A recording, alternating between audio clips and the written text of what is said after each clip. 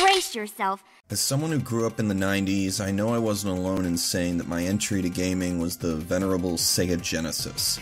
The Mega Drive created a whole new world for gaming to go to after the NES cemented its legacy as the gold standard of gaming in the years before. The Genesis was constantly in a close battle with its counterpart, the Super NES, but the age of blast processing was sort of a jolt of attitude for games. Genesis titles used that faster processing power to their advantage and emphasized their focus on speed. Spectacular and explosive action set pieces were routine in Genesis games. Hell, the Sega mascot Sonic was a cool blue speedster hero, not some pudgy middle-aged plumber. As gaming moved forward and Sega eventually left the console market, retro gaming got a rebirth with digital download services and the indie game boom of the late 2000s. While lots of games attempted to revisit the platforming age of the NES with titles like Super Meat Boy, the frenetic Genesis era was often glossed over. Then came Freedom Planet, Galaxy Trail's crowdfunded throwback to the age of the Mega Drive. Beginning as a Sonic fan game, Freedom Planet made it perfectly clear that it wanted to reboot the 16-bit years with a focus on speed, intensity, and the same kind of spectacle that the Genesis was all about in its heyday. Really, based on nostalgia alone, I can already recommend Freedom Planet. It's easily the most polished throwback to the years of the Genesis that you can find these days. But I'm going to go one step further and actually say that it does what many Genesis games didn't. So here's today's thesis. Freedom Planet's controls and level design cohesively blend the various game speeds of many Genesis games into a carefully crafted, and most importantly, consistent balance between spectacle and precision. So, let's dive right in.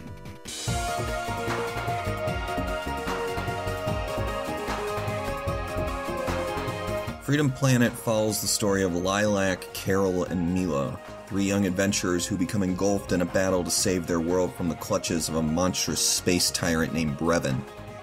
Anthropomorphic and shamelessly Sonic in aesthetic, Freedom Planet captures much of the attitude and spirit of the 16-bit age.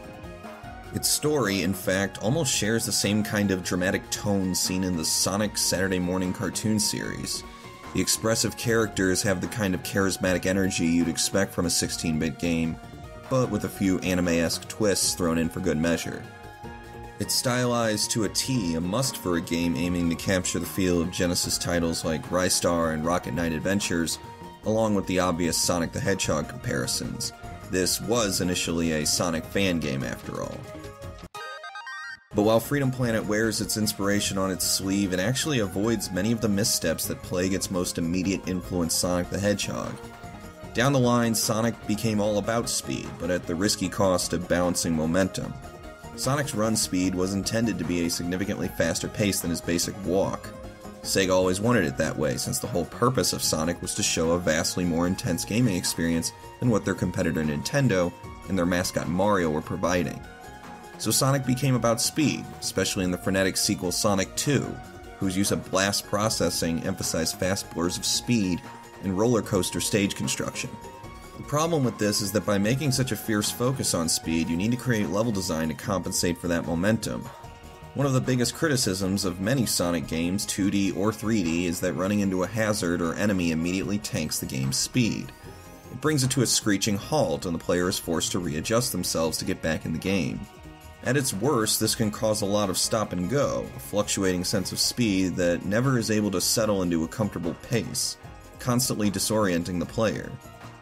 When a game is the speed of Sonic, there are two options to remedy this: slow the character down, or create level design that's streamlined for speed.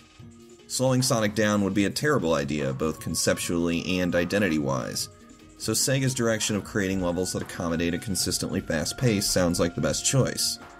But this instead brought about the recurring idea of pre-played loops and overall simple level construction.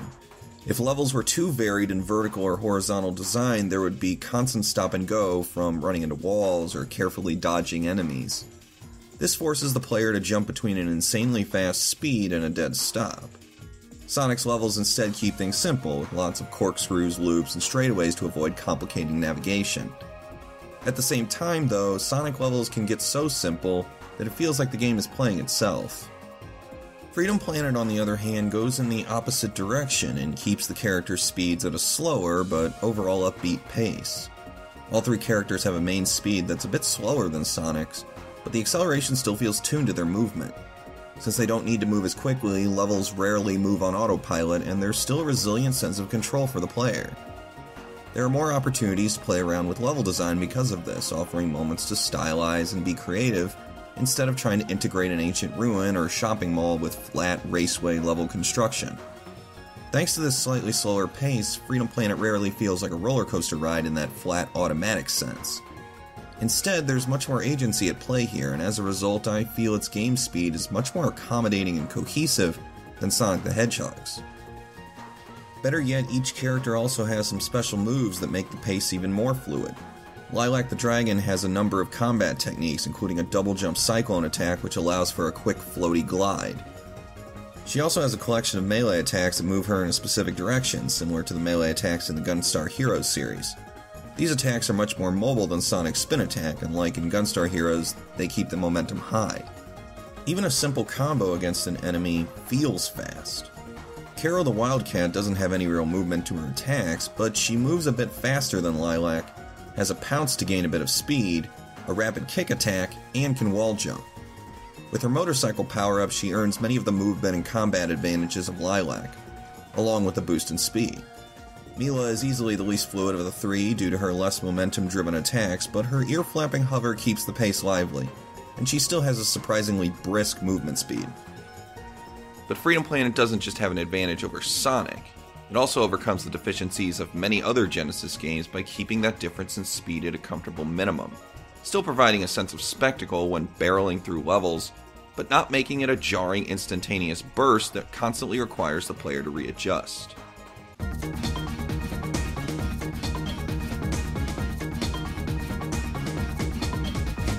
I looked back on other Mega Drive hits like Ristar, Rocket Knight Adventures, and Gunstar Heroes and noticed that very few of them, despite having many moments of spectacle, are able to keep a consistent movement pace throughout. Some characters have intense moments of shock and awe, demonstrating true Genesis prowess, but their basic walk speed is slow throughout the levels. Ristar's Shooting Star is a fast flight, but the main mechanics aren't focused on that same speed. It's a much more methodical speed. Sparkster can rush through the air, but not always for a prolonged period of time. There's always a back and forth, a move from fast to slow, or vice versa. It essentially feels explosive, but like any explosion, it happens far too quickly to indulge in and adjust to. This is where my term of pacing convergence comes from. A game that constantly cycles between very different game speeds creates large noticeable gaps in pacing. Like a roller coaster, the intense rush is instantaneous as you go downhill, while the points climbing said hill are slower and more methodical. A divergence is created between different game speeds. This can lead to many of the situations seen in Sonic and other Genesis games. Whether it's being forced to a stop by an enemy, or simply having a quick, explosive burst of speed, the player is never able to fully accustom themselves to the constant stop and go. The ideal game is one that minimizes that gap between the different game speeds, converging its various paces into something smoother and more natural feeling. The goal is to work as hard as possible to keep these transitions from feeling jarring. There are very brief moments in Freedom Planet where this similar problem exists. Mila's levels are a bit slower due to her focus on projectile attacks, and Lilac's instantaneous dash shares the same jarring jolt of speed as Ristar's Shooting Star. However, Lilac's move immediately ricochets off walls and is easier to predict its direction, so it's more chaotic than full-on detrimental. And Mila's ear-flapping hover is actually a great way to keep momentum going over small chasms. I guess it's easy to assume that I find Carol to be the best controlling of the group, the pinnacle of consistent fluid speed, but also tight solid control. Her wall jump works wonders in so many levels, and when she's on her motorcycle it feels tighter than even classic Genesis games like Sonic 3 and Knuckles. This is capped off with level design that feels much more traditional than the speedways of Sonic, but much more fluid than the rough terrain of Ristar. It's that pitch-perfect brew that keeps the spectacle on display, but control in the player's hands. Level construction is rich and diverse in verticality, but still manages to encourage a slick, stylized movement. The combat masterfully flows over even and uneven terrain alike. Moments of cinematic twists and turns don't overstay their welcome, and it rarely devolves into flat speedways.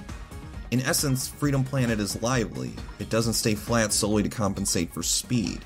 It's a powerful example of style and substance coming together perfectly.